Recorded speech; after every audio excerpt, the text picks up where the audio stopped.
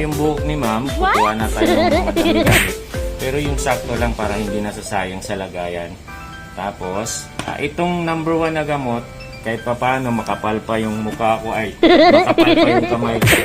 Kaya pa natin yan kamayin. Kasi kung maninipis na talaga, medyo matapang niya. Pero ako, hindi ako gumagamit ng gloves para mas talagang may apply ko sa buhok ng maayos.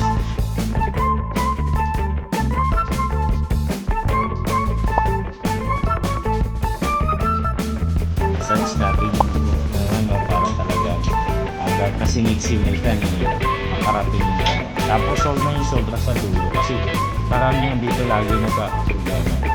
Huwag din natin babasahin ng tubig yan kasi magraran yan yung gamot. Mamaya na natin siya gawin.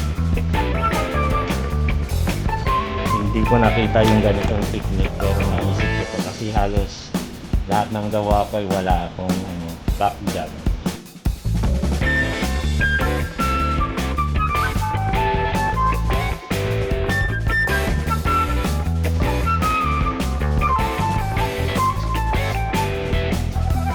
Ito dito, medyo iingatan natin kasi kadalasan talaga ito yung damage.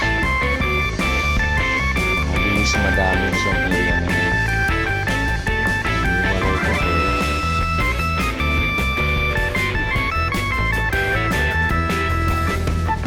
Wag na wag nyo rin talaga isasagad yung gamot sa ani kasi doon nagkukos ng pagpuputol-putol. Kasi mainit yung ani. Make sure natin na na-applyan na.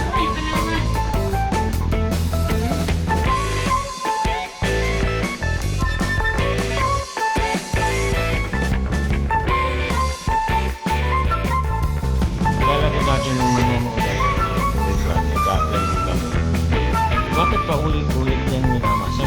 Okay naman. Yun pala hindi ganoon. Kasi, pag isa kang mag-research na, nararamdaman mo kung satisfied ka na nag-apply mo ng mabuti yung gamot. Pag nararamdaman mo na parang hindi ka, kaya paulit-ulit tayo. Kaya diba, yung iba naiinip na parang ang tagal. Kasi ramdam ng hairdresser yan kung talagang sigurado na yun ba.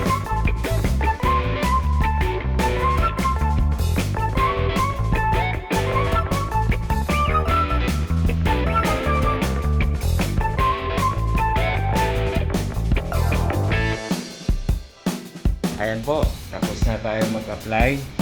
I-check natin ito mga after 40 minutes. Para tingnan natin kung ito hindi na natin in-applyan kasi hindi ko na binaslan ng tubig para hindi ma-run yung gamot. Kailangan talaga ma-check mo yung lugtungan na naman sa para hindi ma-check. Yan, dahil dyan, 40 minutes tayo maghihintay. Kaya talaga, agad natin sila. Naliligo muna ako para maganda resulta, maganda din yung job ako. Hindi pa ako naliligo.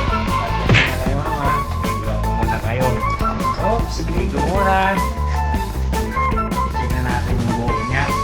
Ayan, naka-ready na rin tayo. Wala muna tayong uniform ngayon. What?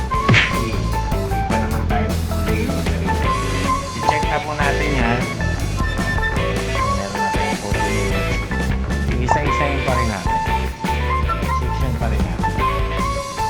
Ngayon, sa pala sa experience. Mag-merian.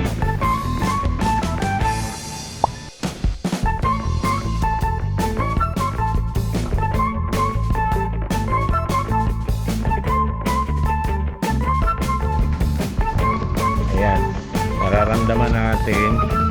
nararamdaman ko na medyo ilaw pa yung buhok. Kaya, tinas pa natin yung konti. Ito na ngayon ang ingatan natin.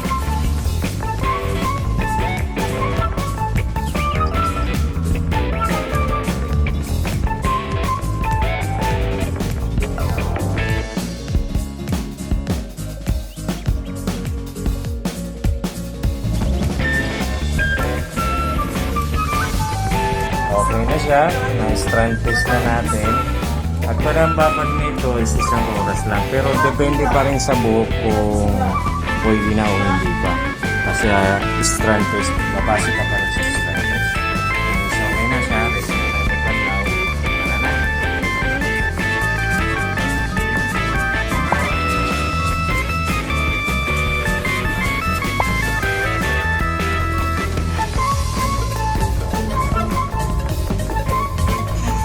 Ayan.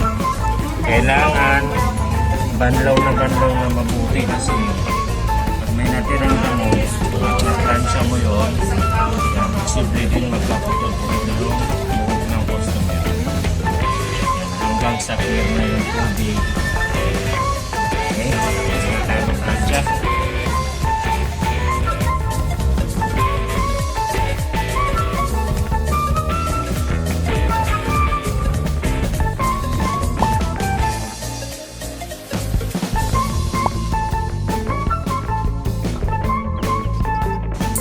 Ayan, gagamit tayo ng dalawang blower. What? Set natin. Ayan, dalawang plancha pala. Gamit tayo. Set natin yan ng 220. Daming nagaling sa akin blower. Sinabi ko plancha pala. Okay. Painitin muna natin yan.